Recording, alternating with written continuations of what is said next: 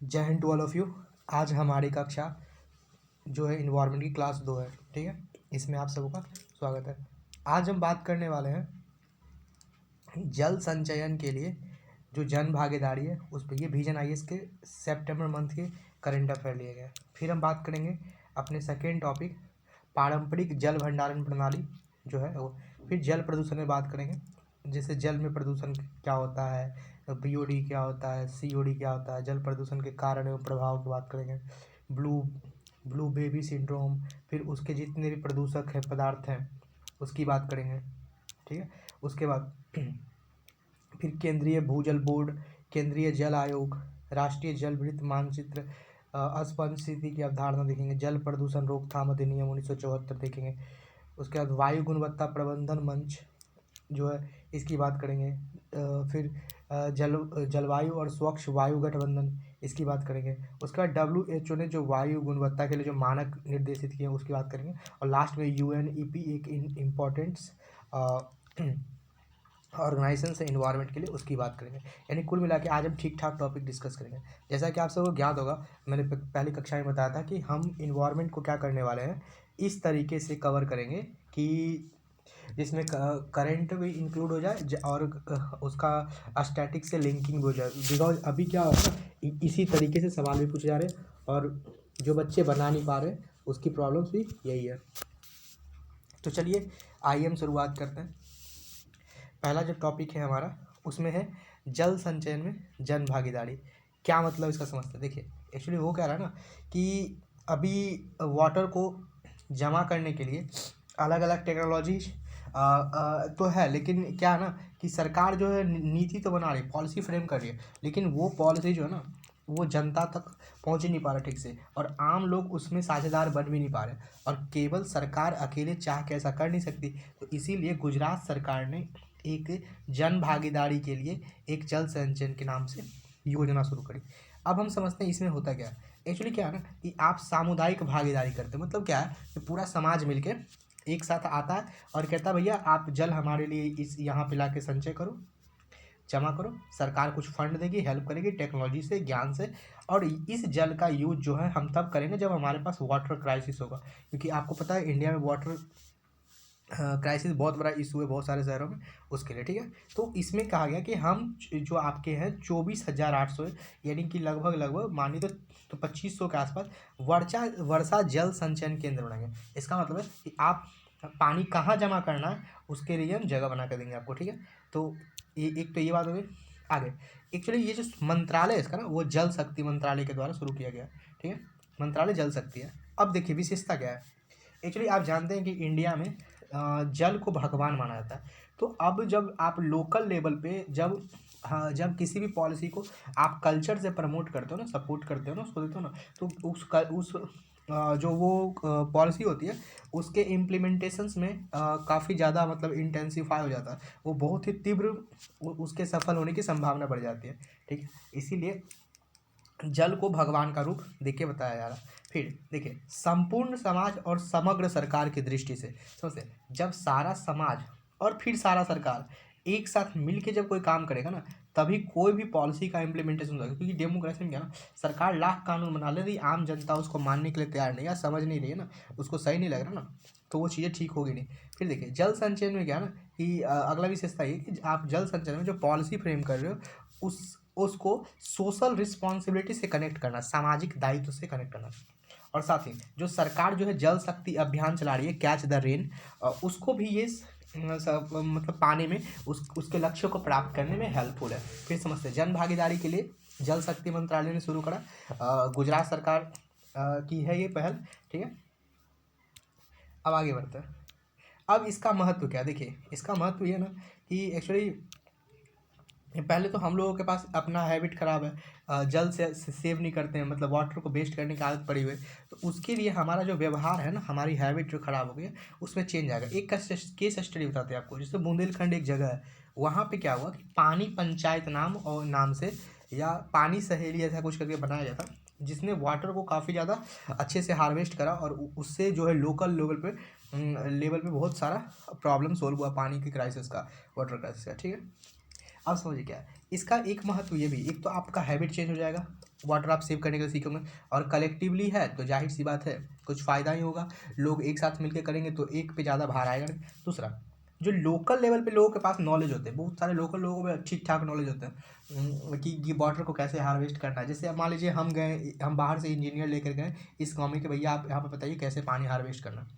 तो उस एरिया पे उसको ठीक से रिसर्च करना पड़ेगा। फिर आम आदमी को पता है कहाँ पे पानी का लेयर ज़्यादा होता है, क्योंकि वो अक्सर नल वल खोदते रहते हैं, उन्हें पता होता है कि इस वाली ज़मीन में पानी का लेयर कम है, तो वो क्या करते हैं उसी वाले एरिया तक पानी ले जाने के लिए उसको हेल्प करते हैं। तो एक्चुअली बताते हैं जो लोकल लेवल है ना उनके नॉलेज का यूज करके आप इसका कर सकते हैं। जैसे असम में एक बाड़ी खेती नाम से चलती है। बाड़ी खेती में क्या होता है ना, एक्चुअली ऐसे रिवर है और इसके बीच में ऐसे करके खेती होती है रिवर के नदी के, जिससे उनका प्रोडक्शन जो है बहुत हाई होता है और उनमें नमी की मात्रा भी रहती है। ठीक है, तो इसीलिए तो ये केस स्टडी। अगला है कि जो आपका सस्टेनेबल डेवलपमेंट है उसको भी बढ़ावा मिले। और अब सबसे बड़ा चीज़ है इक्वालिटी। अब ये जो वाटर है ना, ये इक्वालिटी को कैसे बनाता है आप समझ सकते हैं। ये थोड़ा सा समझने वाला कॉन्सेप्ट है कि यदि मेन से पूछा कि इक्वालिटी को वाटर से लिंक कर दिया, समझना पड़ेगा इसको। देखिए जैसे यदि मान ली एक ए नाम का व्यक्ति है और एक बी नाम का व्यक्ति है, इसको पानी लाने के लिए 2 किलोमीटर दूर जाना पड़ रहा है और इसके पानी जो है जितना चाहे उतना पानी फेंक दे, स्विमिंग पूल में नहा ले, जन जो चाहे वो कर ले। ठीक है, तब ध्यान से देखिए, इस आदमी के लिए पानी खरीदना पड़ रहा है या बहुत इसके इसके लिए एक समय कीमती और वो समय बेच के पानी ला रहा है। पैसा दे के भी से कई बार लोग पानी खरीदते हैं और ये चीज़ें से मुफ्त में मिल गई।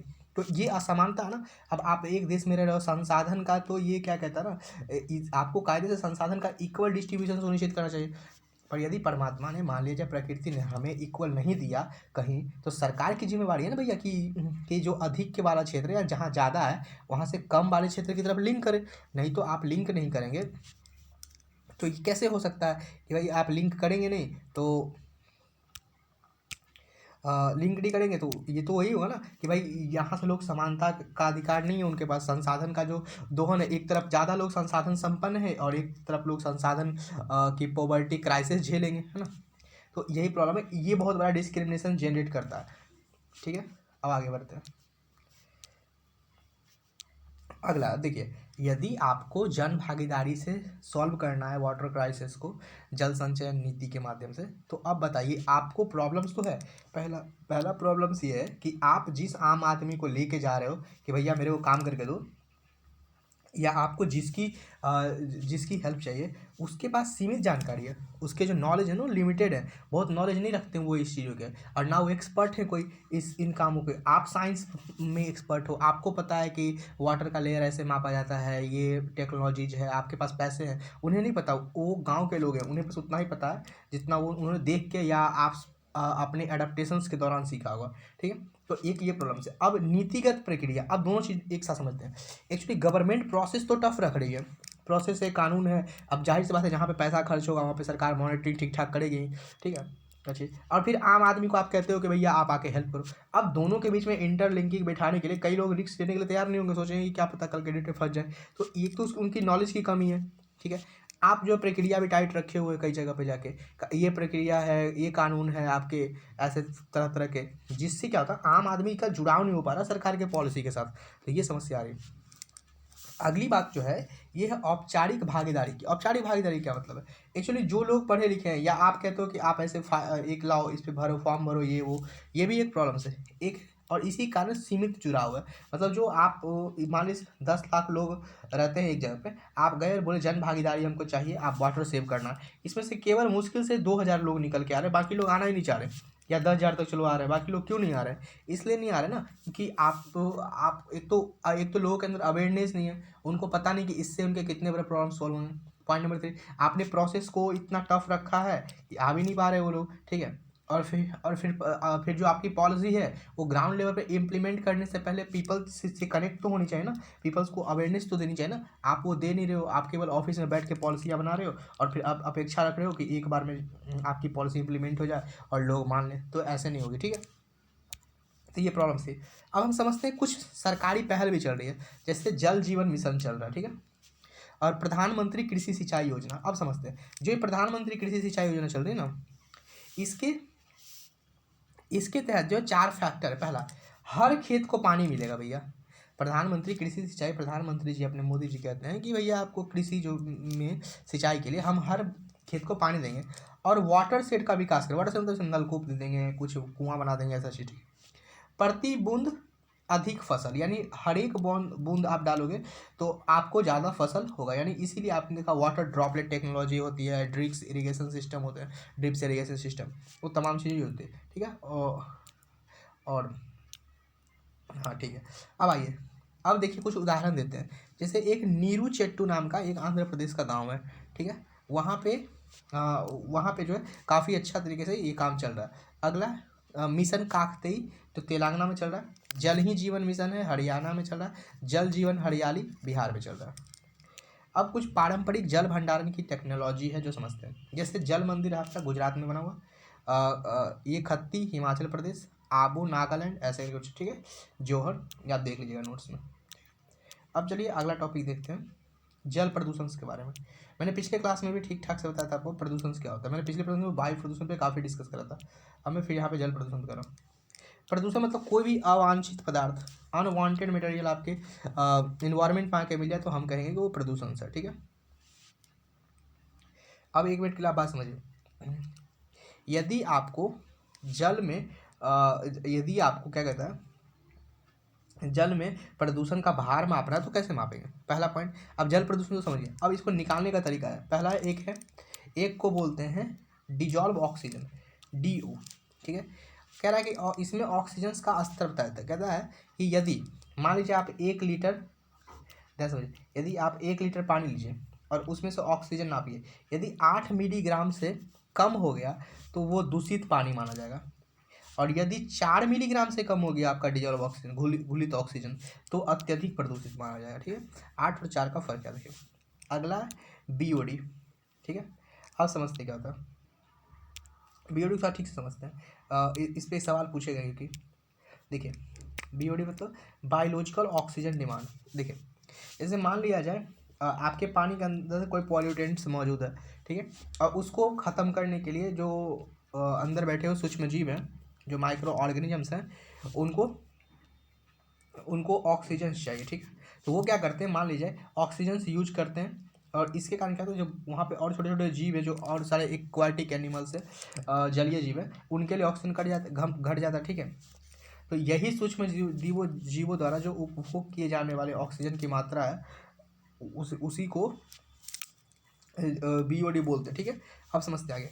एक्चुअली जो ये आप अपघटन कर रहे हैं, डिकम्पोज कर रहे हैं, किसका कर रहे हैं, केवल बायोडिग्रेडेबल मटेरियल कर रहे हैं। तो लेकिन ये बायोडिग्रेडेबल मटेरियल तक ही ऑक्सीजन डिमांड है, इसीलिए इसको बहुत ज़्यादा विश्वसनीय नहीं माना था। अब क्या पता, यानी आप ये कहना चाहते हैं, मान लीजिए कि यदि एक कोई तालाब है, तो तालाब में यदि ज़्यादा मतलब कचरा है तो उसका ऑक्सीजन डिमांड ये होगा। यदि मान लीजिए वहाँ पे ऑर्गेनिजम्स कम पनपे, तो उसमें इसलिए विश्वसनीय नहीं है। अगला COD कुछ नहीं है। COD में क्या होता है कि आपका कितना कार्बनिक और अकार्बनिक जो पदार्थ है उसको ऑक्सीकृत करने के लिए कितना ऑक्सीजन की मात्रा चाहिए, वो COD कहलाता है, ठीक है। अब समझते हैं अगला पॉइंट, जल प्रदूषण के कारण एवं प्रभाव, ठीक है। ये ध्यान समझते हैं क्या होता है जल प्रदूषण के कारण और प्रभाव। देखिए प्रभाव, ठीक है। इसका पहला कारण है औद्योगिक अपशिष्ट, जो फैक्ट्री वगैरह है उससे जो कचरे निकलते हैं, जिसमें से भारी धातु निकलते हैं, क्या ना, कैडमियम हो गया, पारा हो गया, ये सब। जो CWC जो है आपका सेंट्रल वाटर जो कंजर्वेशन जो अथॉरिटी है, जिसको बोलते हैं जल आयोग, केंद्रीय जल आयोग, वो कहता है कि लोहा जो है सबसे आम प्रदूषक है, यानी हर एक पानी में जो आयरन की मात्रा वो। दूसरा तापीय विकिरण, तापीय विकिरण जो टेम्परेचर्स के कारण जो चीज़ें हो रही है पानी के अंदर टेम्परेचर बढ़ गया। दूसरा विकिरण प्रदूषण को रेडिएशन से बढ़ गया, ठीक है। तो देखिए यदि ताप बढ़ेगी तो आपका ऑक्सीजन लेवल घट जाएगा, और ऑक्सीजन घट जाएगा तो आपदा की संख्या बढ़ जाएगी। जैसे आपका भूकंप भी आता है, सुनामी भी आता है, ये पूछ सकता है यहाँ पे, ठीक है, कि तापीय वृद्धि का क्या परिणाम होता है, ठीक है, और आपको कनेक्ट नहीं कर पाइएगा। अगला है अम्लीय चट्टान से जल निकाय, समझते क्या। एक्चुअली जब खनिजों का निकाला जाता है ना, तो उसमें कई बार क्या करते हैं, चट्टान में कुछ फंसे हुए खनिज के लिए गर्म पानी करके डालते हैं उसके अंदर, ठीक है। तो इसी दौरान क्या होता है कि जब आप पानी को गर्म करके उसके अंदर डाल रहे हो ना, तो उसकी वजह से क्या होता है, वो जो पानी वापस ऐसे गंदा होकर निकला वो जाके चला गया नदी में, ठीक है। उसमें सल्फर की मात्रा सल्फाइड से भरा हुआ पानी है और वो जाकर रिएक्शंस कर रहा है, ठीक है। अगला है पेयजल संदूषण। संदूषण मतलब वो मतलब दूषित हो गया, ठीक है। यदि नाइट्रेट की मात्रा बढ़ जाएगी तो ऑक्सीजन की मात्रा घट जाएगी। जैसे इसी से संबंधित एक है मेथे मांगलोवेनिया, इसको ब्लू बेबी सिंड्रोम बोलते हैं। एक्चुअली ये होता क्या है ना, ब्लू बेबी सिंड्रोम हम समझाते हैं आपको। ब्लू बेबी सिंड्रोम में होता है कि आपके बॉडी के अंदर नाइट्रोजन की मात्रा बढ़ गई, जिसके कारण क्या है कि नाइट्रोजन की मात्रा बढ़ गई यदि बॉडी के अंदर, तो ऑक्सीजन का लेवल घटने लगेगा और लिहाजा आपका जो खून है ना वो लाल से ब्लू होने लगेगा, इसीलिए इसका नाम ब्लू बेबी सिंड्रोम है। ये नाइट्रेट की मात्रा बढ़ने की वजह से होती है, ठीक है। अगला है आर्सेनिक। यदि पानी के अंदर आर्सेनिक बढ़ गया, ये तो एक तो ऑलरेडी स्वादहीन है और गतिहीन है, तो इसके कारण क्या होगा, ब्लैक फुट रोग होता है। ब्लैक फुट रोग के कारण क्या होता है, जैसे दस्त है, उल्टी हो रही है, फेफड़ा, त्वचा, इस समय कैंसर आता है। फिर है कैडमियम। यदि इसी कारण एक इटाई नामक रोग होता है जिसको हड्डी का दर्द, फेफड़ा का कैंसर ये सब बोलते हैं, ठीक है। फ्लोराइड से बढ़ गया तो गैस्ट्रोइंटेस्टाइनस नाम का बीमारी होता है, ठीक है। नॉकनी सिंड्रोम होता है। यदि यूरेनियम बढ़ गया तो गुर्दे की विषाक्तता होती है। रेडॉन बढ़ गया तो रेडॉन जो है ग्रेनाइट से निकलता है और ये किडनी का कैंसर पैदा करता है, ठीक है। अगला सीवेज। सीवेज में अमोनिया का प्रदूषण होता है, सीवेज में तो जो घर से कचरा आ रहा है। आक्रामक जलीय प्रजाति, जैसे आक्रामक जलीय प्रजाति, अब वो प्रजाति यहाँ की है नहीं, जलकुंभी ये बाहर से आ गई और वहाँ के जो स्पीसीज है, नेटिव स्पीसीज है पानी के अंदर, उसको ख़त्म कर रही है ना, वही। अगला तेल रिसाव, मतलब मान लीजिए कि समुद्र के ऊपर तेल गिर गया पूरा, ठीक है, तो उसके कारण जो मछली को प्रॉब्लम्स हो रही है, इसके समाधान के लिए तो एक है ब्रेगोली, फिर ऑयल जैपर और कुछ आते हैं, क्या कहता है उसको, कुछ सूक्ष्मजीव भी आते हैं जो साफ करते हैं, कुछ पौधे भी आते हैं, ठीक है। अगला है, अब अगला देखते हैं केंद्रीय भूजल बोर्ड, ठीक है। इसके बारे में समझते हैं। एक्चुअली जो आपका जल शक्ति मंत्रालय ना के अंदर ये आता है और ये इसको बनाया गया था पर्यावरण संरक्षण अधिनियम 1986 के तहत इसको ताकत दी गई, ठीक है। इसका गठन जो है 1970 में किया गया था। कृषि मंत्रालय ने बांध को मैनेज करने के लिए इसका गठन किया था, ठीक है।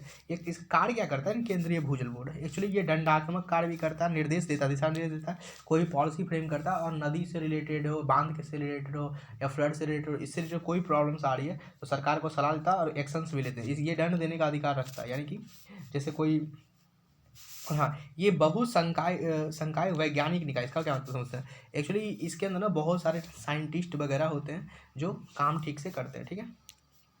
अब आगे बढ़ते हैं। जैसे बहुसंकाय वैज्ञानिक क्या का मतलब ये होता है ना कि आपके पास बहुत सारे अलग अलग फील्ड के विशेषज्ञ बैठे हुए, ठीक है, जो लेते हैं फैसले। अगला है केंद्रीय जल आयोग, ठीक है। केंद्रीय भूजल बोर्ड हो गया। अब अगला है केंद्रीय जल आयोग, सॉरी शायद उसमें ऊपर वाले में मैंने केंद्रीय जल आयोग ही बोल दिया था गलती से, ये CWC इसको बोल शॉर्ट में, ठीक है। एक्चुअली 1945 में ये भी जल शक्ति मंत्रालय के तहत जो है गठित हुआ। राज्य सरकार को ही परामर्श देता है, ठीक है ये, पर इसका काम समझना बहुत ज़रूरी है। एक्चुअली इस काम से संबंधित ना एक सवाल ये मैंने वेबसाइट से निकाले हैं, इसके जो ओरिजिनल वहाँ से, इसमें आपको ये बाढ़ का पूर्वानुमान भी लगाता है, ठीक है, ये पूछ सकता है आप, और यदि पूछ दिया तो शायद बहुत कम ही लोगों को पता होगा। ये बांध की रक्षा करने का भी काम करता है, नदी को प्रबंधन करने का था, और जल में गुणवत्ता निगरानी को भी चेक करता है कि वाटर जो है कितना, मतलब उसके अंदर ये सब है, ठीक है। केंद्रीय जल आयोग की बात करता है, ठीक है। इसलिए ये बाढ़ का पूर्वानुमान भी लगाता है। मैंने वेबसाइट पे देखे थे इसके, वो दिया होता तो मैंने वहाँ से दिया।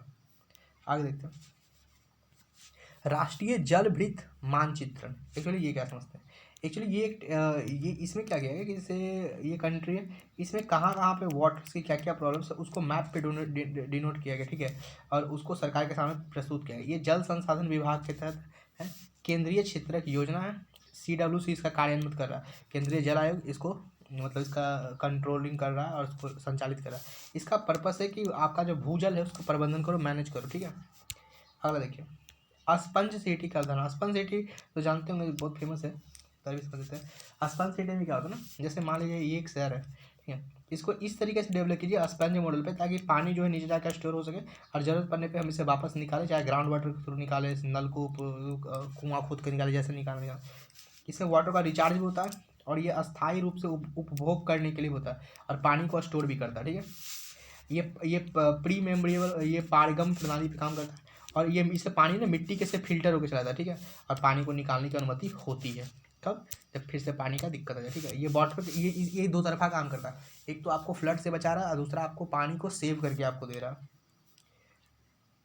अब हम ये समझते हैं जल प्रदूषण रोकथाम अधिनियम 1974। ये चलिए इसमें क्या है, जो आपका CPCB है, ठीक है, CPCB हो गया और एक SPCB, इसके बारे में कल कल पढ़ा था, ठीक है, कल लेक्चर जाके देख लीजिए अच्छे से। काम करती है और जल संरक्षण का काम करती है, ठीक है। उसका जो समझिए एक्चुअली जल प्रदूषण जो रोकथाम अधिनियम है, ये उसमें क्या करती है, जो लोग उसका ठीक से पालन नहीं, उस पर टैक्स लगा दे रही है, ठीक है, उससे टैक्स कलेक्शन करती है। जो भी इंडस्ट्री ज़्यादा उद्योग में ज़्यादा वाटर को पोल्यूट कर रही है उस पर बैरियर लगाती है, उसके मीटर लगाती है, उसके रिटर्न इनकम टैक्स भरवाती है उनसे ज़्यादा, ठीक है। और विफलता होने पे यदि वो डिफ़ॉल्ट कर देते हैं, अपना टाइम पे चीज़ें नहीं पे करते, उन पर दंडात्मक कार्रवाई भी कर देती है, ठीक है। तो ये सब सारे अधिकार जो CPCB और SPCB को पास है, CPCB और SPCB मिल के काम करते हैं किसके तहत, जल प्रदूषण रोकथाम अधिनियम 1974 का, ठीक है। वायु गुणवत्ता प्रबंधन मंच AQMX, ये क्या समझते हैं? अब इसके नाम से पता चला वायु की गुणवत्ता को मैनेज करने के लिए एक मंच है। UNEP जो है, UNEP ने international day of blue sky नाम से एक आयोजन किया था। इसकी थीम थी invest in the clean air now, ठीक है, international day of blue sky, ठीक है। ये क्या है, एक वन स्टॉप शॉप। इसका मतलब है कि एक ऐसा जगह जहाँ पे जाने के बाद आपका काम एक बार में हो जाएगा, ठीक है। ये मतलब सारे लोग यहाँ पे आकर बैठेंगे। WHO के वायु दिशा निर्देशानुसार प्राप्त करने के लिए काम करेगा, यानी जो वर्ल्ड हेल्थ ऑर्गेनाइजेशन है, जो वाटर पोल्यूशन के लेके जो गाइडलाइन जारी करी थी उसके अनुसार ये काम करेगा। UNEA के 6 संकाय, यानी UNEA का एक प्रोग्राम है, उसको भी ये कार्यान्वित करेगा, ठीक है। ये जो UNE वाला है टॉपिक, ये हम अगली किसी क्लास में ठीक से देख लेंगे, ठीक है। तो उम्मीद आपको ये समझ में आएगा। अब देखिए अगला है जलवायु और स्वच्छ वायु गठबंधन की बात करते हैं, ठीक है। ये गठबंधन जो आपका 2012 में बना था और UNEP के नेतृत्व में बना था। ये एक स्वैच्छिक साझेदारी है, ठीक है, गठबंधन है, भारत इसका सदस्य है, यानी स्वैच्छिक आप अपने मन से जाइए। इसका उद्देश्य है कि जितने भी शक्तिशाली वायु प्रदूषक हैं उसको नियंत्रण किया जाए, टाइम टू ख़त्म कर दिया जाए, ठीक है। अब आइए हम ये वाला देखते हैं, ये WHO का जो गुणवत्ता मानक है एयर क्वालिटी का, वो क्या समझते हैं। यदि इसमें दो तरीके हैं, एक तो आपका पॉल्यूटेंट्स है और दूसरा है कि टाइम। यदि आपका पॉल्यूटेंट्स PM2.5 है, ठीक है, ये सब सारे माइक्रोग्राम पर मीटर क्यूब में, यानी 1 मीटर क्यूब में कितना माइक्रोग्राम है, ठीक है। एनुअल जो है ये इसमें 5 चाहिए और 24 घंटे में 15 चाहिए। PM10 का एनुअल जो है 15 चाहिए और 24 घंटे पे 45 चाहिए माइक्रोग्राम पर लीटर। O3 मतलब ओजोन, इसमें जब पीक पे हो तो आपका 60 रहे और 8 घंटे पे इसका स्टडी होगा तो 100 रहेगा और रहना चाहिए। और नाइट्रोजन डाइऑक्साइड का एनुअल जो है 10 और 24 घंटे पे 25, ठीक है। उसी तरह SO2 का है 24 घंटे में 40 और कार्बन मोनोऑक्साइड का 24 घंटे पे 4। लास्ट टॉपिक आज का है, हाँ लास्ट ईयर। चलिए UNEP की बात करते हैं, संयुक्त राष्ट्र पर्यावरण कार्य, यूनाइटेड नेशन इन्वायरमेंट प्रोग्राम किसे देखते हैं। एक्चुअली हुआ क्या ना, जब 1960 70 80 के दशक पे क्या हो रहे थे, जब इन्वायरमेंट बड़ा इशू बन के सामने आ रहा था दुनिया के सामने, तो एक्चुअली जो दुनिया भर की सरकार थी वो चाहती थी जैसे WTO है, वर्ल्ड हेल्थ ऑर्गेनाइजेशन, उसी तरीके से कुछ ऐसा मतलब all India all world level पे ऐसा चीज़ें एस्टेब्लिश करी जाए जो इन्वायरमेंट के हितों के बारे में बात करेंगे, ठीक है। ये तो इसी के लिए इन्होंने एक लाया, इसे अंतर्राष्ट्रीय पर्यावरण प्राधिकरण है, एक तरह का मंच है, ठीक है। UNO के SDG गोल को बढ़ाता है, ये जैसे यूनाइटेड नेशंस वगैरह जो अपने SDG गोल वगैरह करते हैं उसको बढ़ाने का काम करते हैं। इसका हेडक्वार्टर नैरोबी में है और ये वैश्विक भी काम देखता है, लोकल लेवल पे भी एजेंडा को सॉल्व करता है, यानी ये ग्लोबल और लोकल दोनों तरह के एजेंडे को सॉल्व करता है, ठीक है। एक्चुअली हुआ क्या ना, 1972 में स्कॉट होम सम्मेलन में इसको बनाया गया था, ठीक है। इसका फोकस क्या है ये समझिए, एक तो क्लाइमेट चेंज से डील करेगा, दूसरा इकोलॉजिकल मैनेजमेंट देखेगा, अगला डिजास्टर मैनेजमेंट भी करेगा, संघर्ष हो रहा है, युद्ध हो रहा है तो उसमें ये पूछ सकता है आप संघर्ष मतलब आपको लगेगा युद्ध के टाइम तो कुछ भी नहीं करेगा, वहाँ भी करेगा, ठीक है। रसायन और अपशिष्ट को इसको मैनेज करेगा। अब कुछ पहल है इसकी, जैसे विश्व को स्वच्छ बनाओ, इसने 1993 में एक पहल लॉन्च करी थी, कहता है अरब वृक्ष अभियान, ये पूछ सकता है इसमें से कौन UNEP की पहल है, ठीक है। अगला seal the deal, seal the deal जो है COP15 में अपनाया गया था। इसका पर्पस है कि जितने भी वैश्विक नेता हैं वो सब साथ में आए, मिलके एक बाध्यकारी संधि करें, ठीक है। अब रिपोर्ट देखते हैं कौन कौन रिपोर्ट निकालता है। एक है वैश्विक पर्यावरण आउटलुक, है ना, ग्लोबल इन्वायरमेंट आउटलुक, ये जो है 4 वर्ष पे आता है इसका, ठीक है। अगला है उत्सर्जन अंतर रिपोर्ट, ठीक है, ये जो है ग्रीन हाउस को पे निकालता है। एक है अनुकूल अंतराल रिपोर्ट, एक है वैश्विक जैव विविधता आउटलुक और वैश्विक वायु गुणवत्ता मूल्यांकन।